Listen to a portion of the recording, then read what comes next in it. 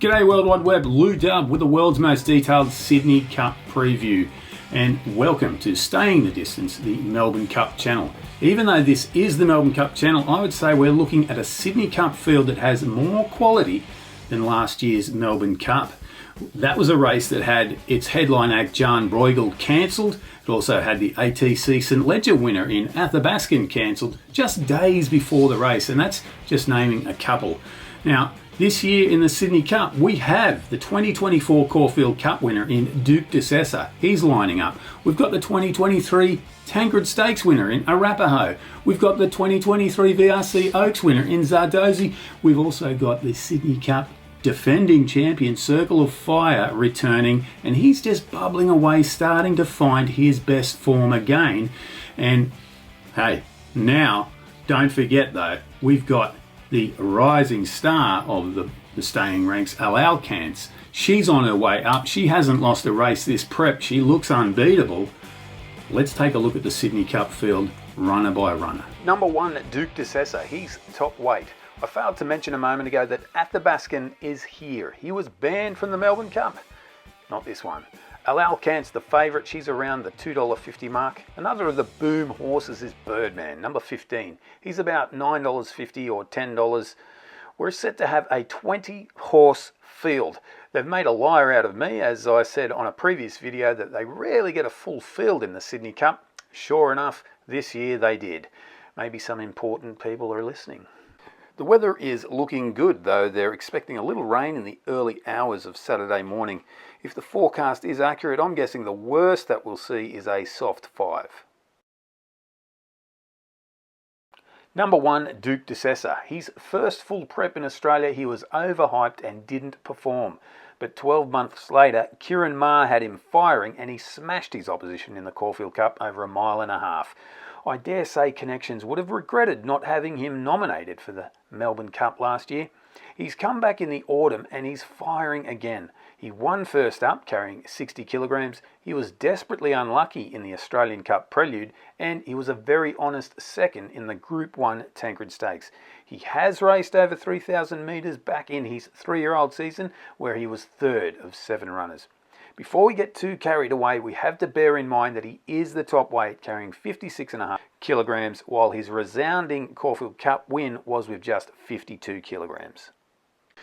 Number 2 is Arapaho. This fella proved to be pretty resilient in the 2023 Sydney Cup, finishing a gallant 4th, carrying just 53 kilograms. He's now 8 years old, and based on his last run, a 4th in the Tancred Stakes, he's still loving his racing. He meets a lot of weaker horses in this race, but he's running 800 metres further, and he's having to carry 56 kilograms in this Sydney Cup. Given that he couldn't win 2 years ago, I find it hard to see him winning this edition, but he'll be throwing plenty of punches. Zarir, a lightly raced 5-year-old gelding racing in the green and white of Yulong. He's had one start in Australia, 9th in the Tancred Stakes, more than 8 lengths off the pace. It was his first run in 28 weeks, so he's got to improve off it, but it's a tall order. Obviously he's got some talent, as Yulong imported him from France. In his previous life, he'd had 4 wins from 11 starts and had been placed at Group 1 and Group 2 level. Number 4 is Circle of Fire, the defending champ. He's carrying 3.5 kilos more than last year. Is he going better than last year? I don't think so, but he's not far off it.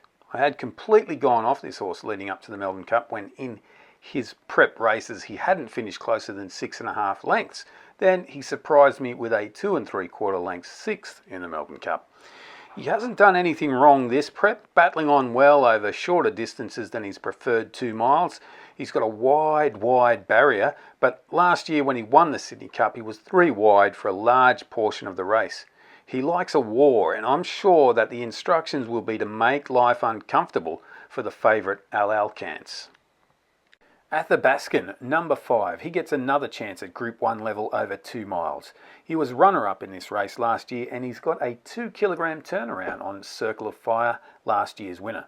From 4 starts this prep, his best result was a strong finishing 2nd in the Manion Cup, where he was 4 lengths second to Alalcance. His last start in the Chairman's Quality, he was making ground on most, but he was 7.8 lengths 9th. Would you believe that Alalcance, the favourite, actually gets half a kilo turnaround for the Sydney Cup? Hard to see him beating her, but if there's a genuine pace, he's definitely a chance of a minor placing. Jockey Tommy Berry is confident this guy is going to put in a big run, and note, the blinkers are on for the first time. Number 6 is Zardozi. The 4-year-old mare was 1.3 lengths fourth in last year's Melbourne Cup. She's had an amazing 24 starts, her 3-year-old spring campaign culminating in a VRC Oaks win, and her 3-year-old autumn and ATC Oaks second. One thing you can be sure of is she'll be giving 100%. I did hear trainer James Cummings saying at the start of her autumn prep that she was back stronger than ever. After 4 starts over 1400, 1600, 1800 and 2000 metres, she's yet to record a win. She's never been too far away, but it was billed as the prep where she got her Group 1 at open age level. Taking on the Sydney Cup does look like a change of course from James Cummings, but I think she'll be in it for a long, long way. She's got a very convenient barrier in 3 and a jockey that's done it all before, but does need to prove he's still got it. Number 7 is Warmonger. His last run, he finished 9 lengths off the pace in the Group 1 Tancred Stakes. He was the first to throw in the towel, and yep, he made a mid-race move, but so did River of Stars, and she beat him home by 5 lengths.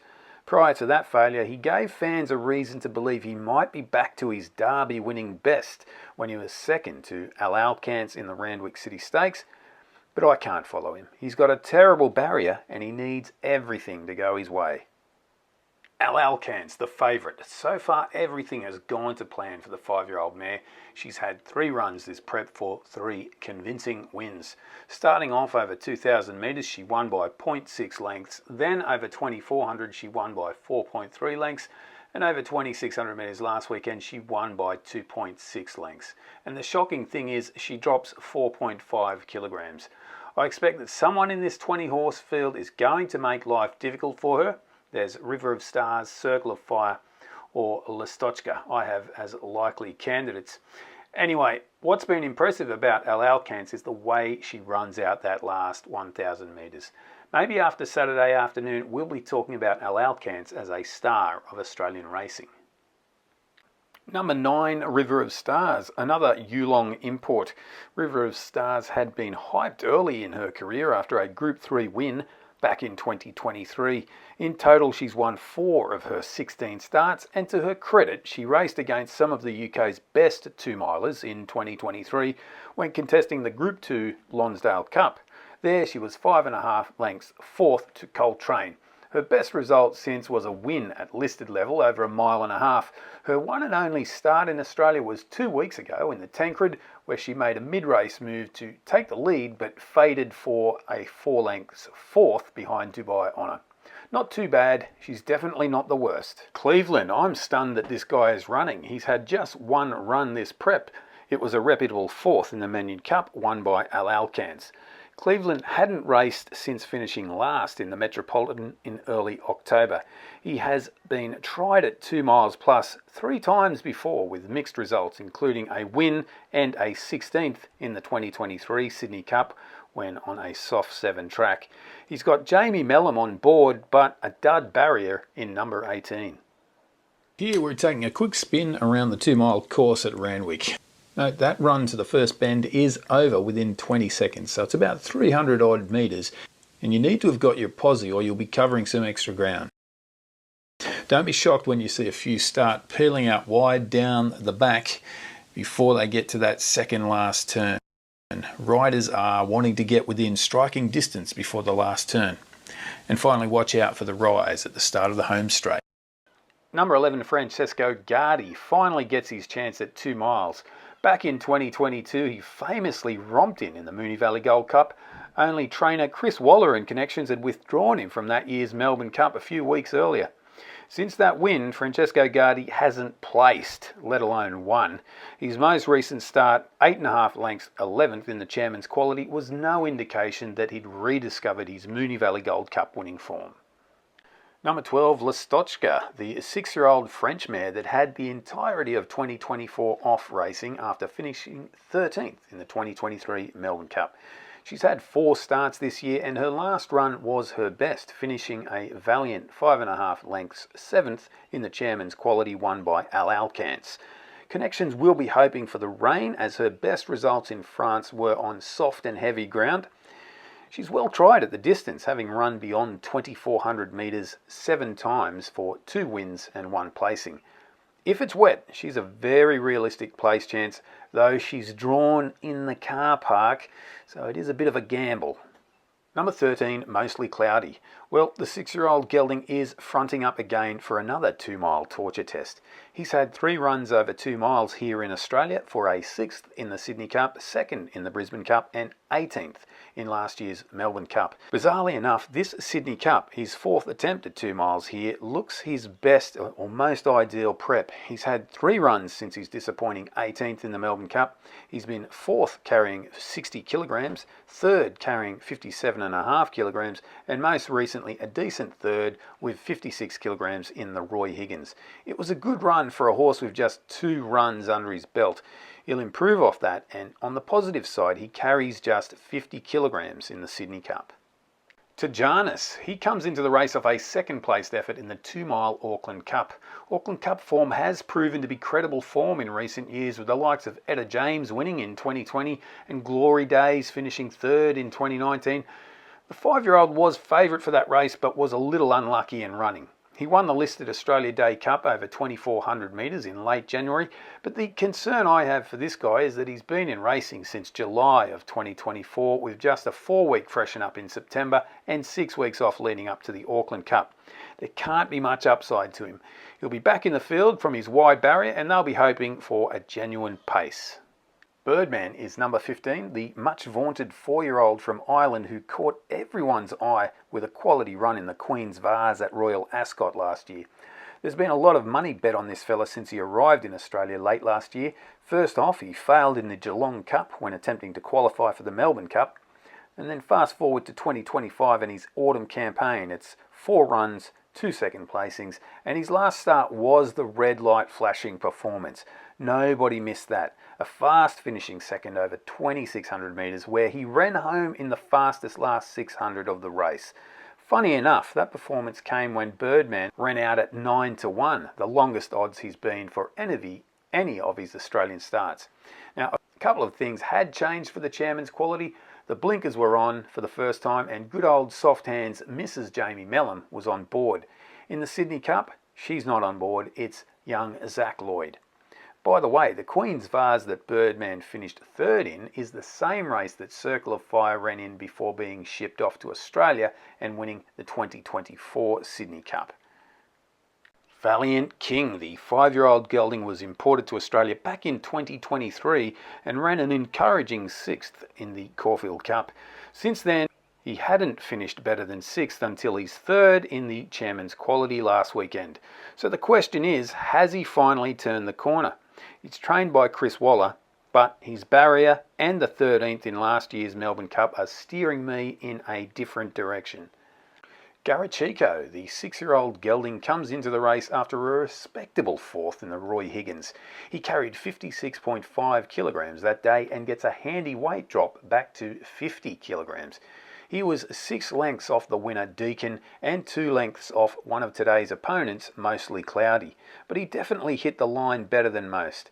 If we get a serious staying test, he might be the smoky that blows us all away with a top 4 finish. Melbourne Cup winning jockey Robbie Dolan is on board. Number 18 is Strathtay. He's had 4 runs this prep, really catching the eye with his fast finishing 3rd in the Mannion Cup. He put in a similar performance in the Chairman's Quality but didn't finish as close, maybe owing to a lack of tempo in the middle stages of that race.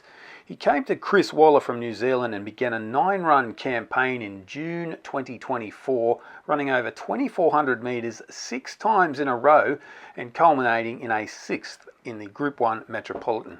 This autumn prep has been a little more conventional, and on the positive side for Strathtay, he doesn't mind soft ground, which we might have on Saturday afternoon. A good each way chance. Number 19 is Age of Sail, another Northern Hemisphere import. He was going over the hurdles back in 2022, so he's not going to be in shock. I'm just a little bit concerned about this level. Back in the UK, he never raced at black type level, and he had just been making his way through the grades here in Australia.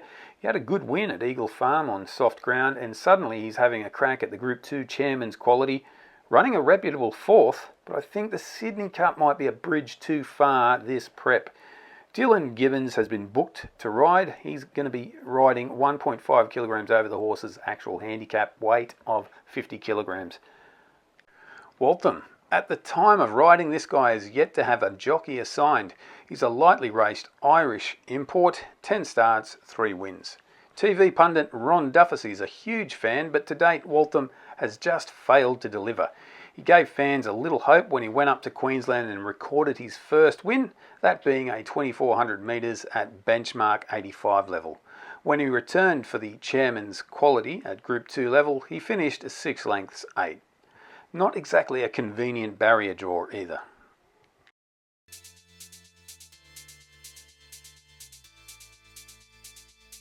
That's all 20 runners.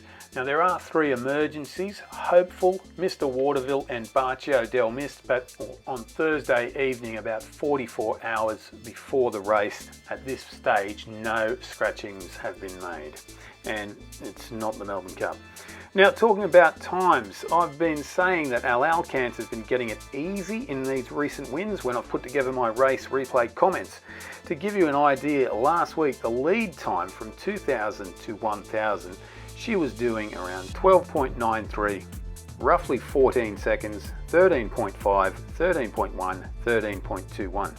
And if we go back through the last 2 Sydney Cups on good 4 tracks, there's last year where Circle of Fire won, and the mid-race slowdown saw 4 sectionals at 12.9 or slower, and in 2021 when Celino won the race, there were only 3 sectionals over 13 seconds in that mid-race slowdown. If you're really attentive, you'll say, oh, but she was racing on a soft 5 last week. That's true, but the track was upgraded 3 races later, and remember, she's only running over 2,600 metres, and she's getting a better or more convenient slowdown section there in the middle stages of the race. That being said, I think that she's a worthy favourite, Alalcance, and she'll probably win.